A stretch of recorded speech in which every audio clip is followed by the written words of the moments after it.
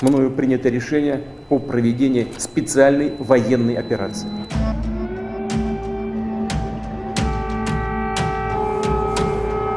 Putin called this a special military operation, but it's clear this is a full-scale invasion. Была паника, истерика, слезы. Как у нас пламя было выше дома. We're like in a cellar. I'm not sure if it's like deep enough to help us to survive.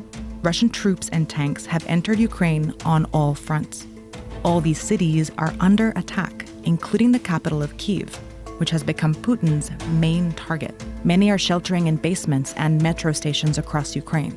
There have been hundreds of casualties, and over 500,000 Ukrainians have been forced to flee their homes. This is Europe's largest war since World War II. Since then, Europe's map has been shaped by political alliances. But now, Putin wants to redraw Europe's map by force. Украина целиком и полностью была создана Россией. Putin has long claimed Ukraine belongs to Russia and they are one people.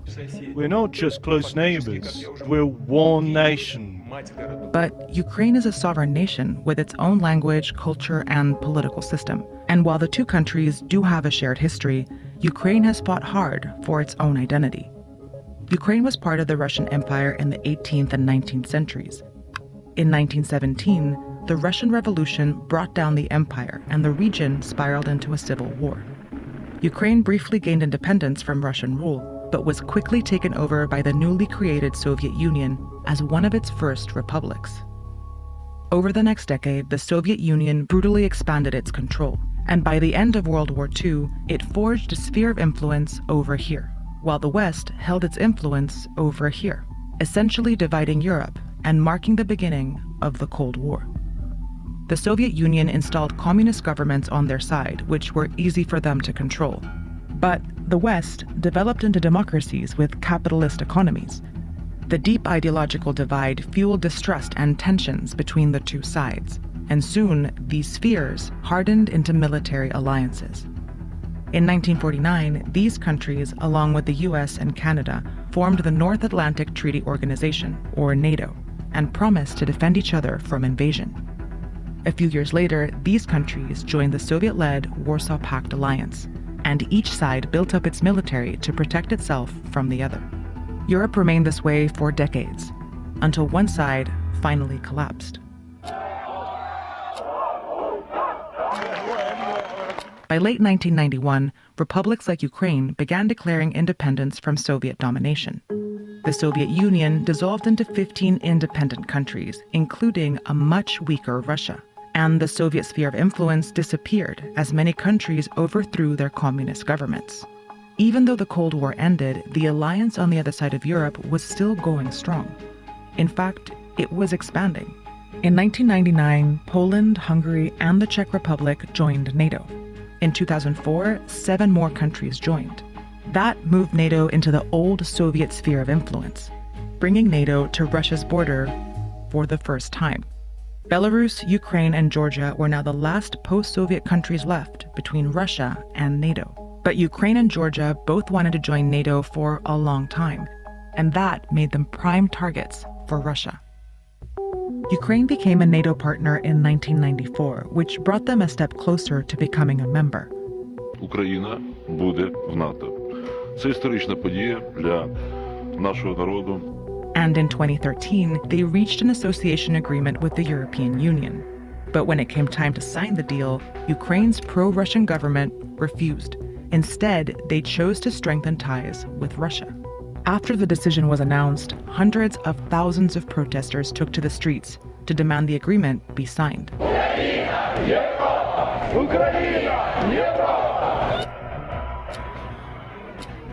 After months of peaceful protests, the Ukrainian president cracked down and killed more than 100 people, sparking more protests, which eventually drove the president out of office and the country.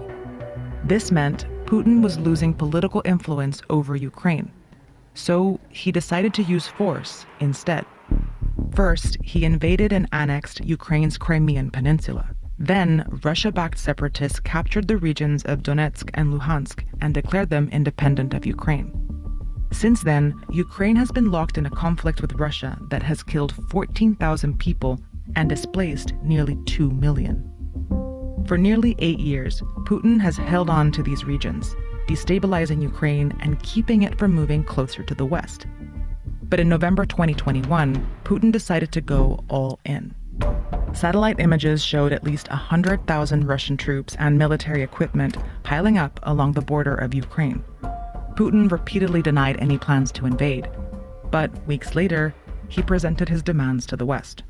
His main demand was that NATO stop expanding and move its military borders back to where they were in 1997, away from Russia's. Western leaders rejected his demands. Instead, they put forces on standby and reinforced their military presence in Eastern Europe. Back at Ukraine's border, Russian troops continued to gather. And over here, along its border with Belarus, Russia began conducting huge military drills. On February 21st, the threat of war became real.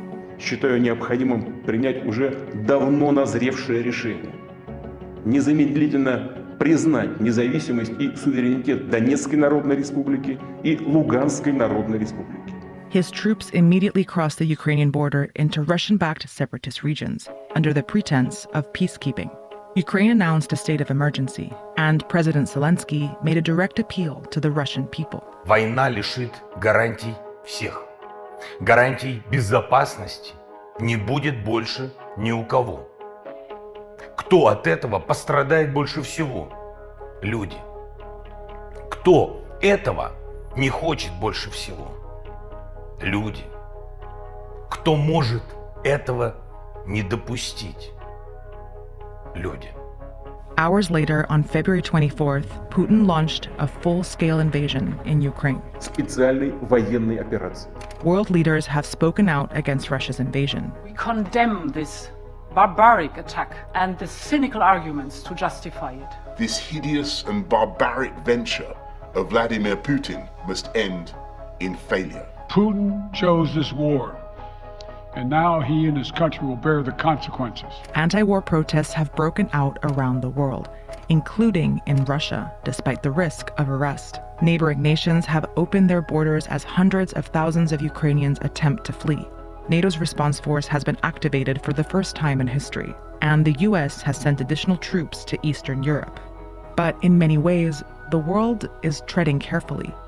Putin controls the world's largest arsenal of nuclear weapons and has already threatened anyone who might interfere. Кто бы ни пытался помешать нам, должны знать, что ответ России будет незамедлительным и приведет вас к таким последствиям, с которыми вы в своей истории еще никогда не сталкивались.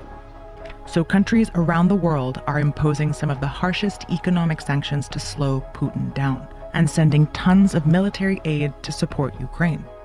For now, Russian forces keep pushing deeper, but Ukraine is fighting back. Захищаємо нашу незалежність, нашу державу. І так буде й далі.